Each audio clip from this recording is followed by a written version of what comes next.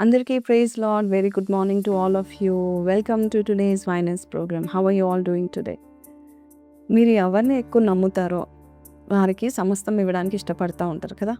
అలాగే చాలా తక్కువ మంది ఈ మధ్యకాలంలో భార్య భర్త నమ్మట్లేదు, భార్య నమ్మట్లేదు.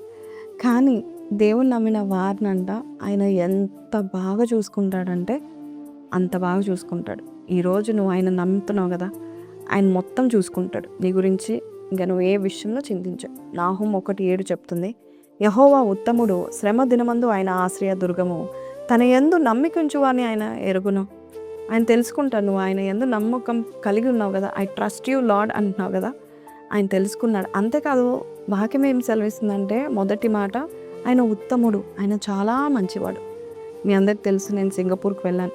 మంచి దేశం అండి, చిన్న దేశమే కానీ చాలా మంచి దేశము. అయితే అక్కడికి వెళ్ళినప్పుడు ఒక చక్కని సీనరీస్ అవన్నీ చూడడానికి ఒక పాస్టర్ గారు మమ్మల్ని తన కార్లు తీసుకెళ్లారు. ఆయన ఒక మాట అన్నారు, మీకు తెలుసా అండి, ఈ సింగపూర్లో ఇప్పుడు చూస్తున్న ఈ బిల్డింగ్స్, ఈ ఇల్లు, పెద్ద పెద్ద మ్యాన్షన్స్ చూస్తున్నారు కదా, చాలా పెద్దవాళ్ళది ఉంటుంది కదా. అయితే వారు చనిపోయేటప్పుడు వారు గవర్నమెంట్కి ఇస్తారు ఆ ఇల్లులని అని చెప్పాడు. అదేంటండి, వారికి పిల్లలు ఉంటారు కదా, వారి పిల్లలకి రాయొచ్చు కదా అంటే, వారు సింగపూరియన్స్ పిల్లల్ని నమ్మే కంటే కూడా సింగపూర్ గవర్నమెంట్ని నమ్ముతారంట, ప్రభుత్వాన్ని నమ్ముతారంట. అదేంటండి ఎందుకు అని అడిగితే, చూడండి సిస్టర్, వాళ్ళు ఎందుకు అంత నమ్ముతారంటే ఆ సింగపూర్లో ఉన్న పౌరులను, వారి సిటిజన్స్ని బాగా చూసుకుంటారు. కోవిడ్ టైంలో అయితే జీతాలు లేకపోయినా, ఆఫీసులు లేకపోయినా 2 ఏళ్ళు జీతం ఇచ్చి ఆహారం పెట్టి వారిని పోషించారంట. ఎంత అద్భుతం కదండి. మరి మన దేవుడు అంతకంటే ఉత్తముడు. నువ్వు నన్ను నమ్ము అని దేవుడు చెప్తున్నాడు. నన్ను నమ్మితే చాలు, నేను ఉత్తముడు అని, నేను నిన్ను చూసుకుంటాను.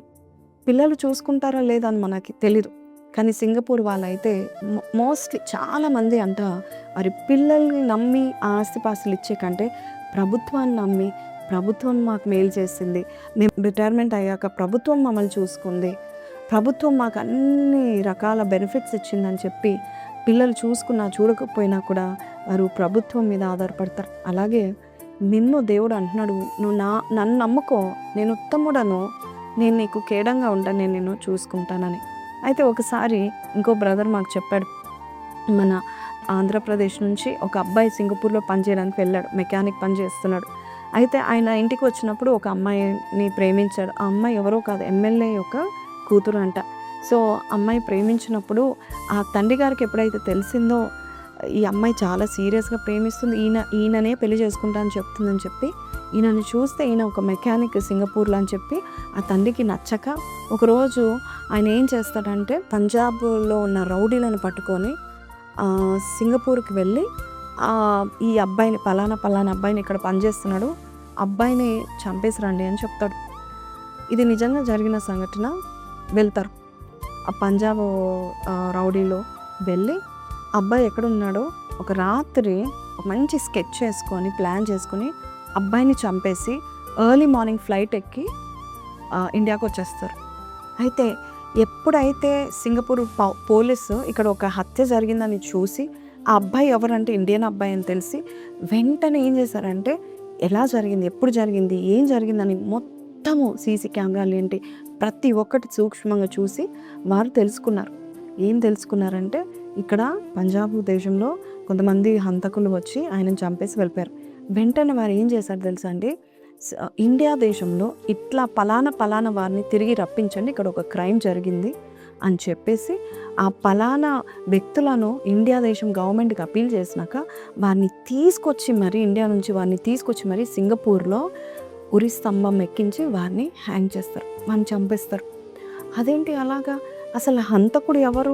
ఆ ఎమ్మెల్యే కదా. మరి వీరెందుకంటే సింగపూర్ గవర్నమెంట్ ఎలాంటిదంటే ఎవరు చంపుతారో వారికి కఠిన శిక్ష ఏంటంటే వారు ఉరి స్తంభాలు ఎక్కాల్సిందే. మరి ఈయన ఇండియన్ కదా, ఈయన తెలుగు అబ్బాయి కదా అంటే ఎవరైతే సింగపూర్లో ఉంటారో, ఎవరైతే ఆ దేశంలో ఉంటారో వారిని కాపాడటానికి చాలా భద్రతలు కలిగి ఉంటారంట. అందుకే అక్కడ క్రైమ్ రేట్ కూడా, ఈ మర్డర్ రేట్ చాలా చాలా చాలా తక్కువ.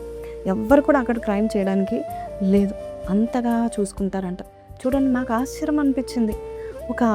ఎవరో ఇండియన్ అక్కడికి వెళ్ళి జాబ్ చేస్తున్నాడు, సింగపూర్ ఎంతగా భద్రత ఇచ్చింది.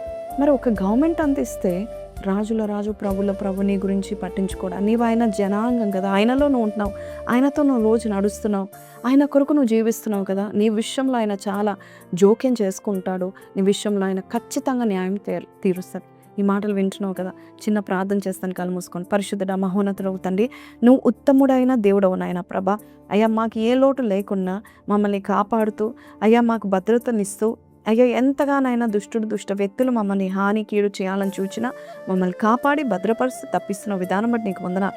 ఇదిగో ఈ రోజునైనా ప్రభా, ఎవరైతే ఈ వాక్యం వింటున్నారో వారి జీవితంలో ఒక నెమ్మది, ఒక ధైర్యం కలిగిందైనా.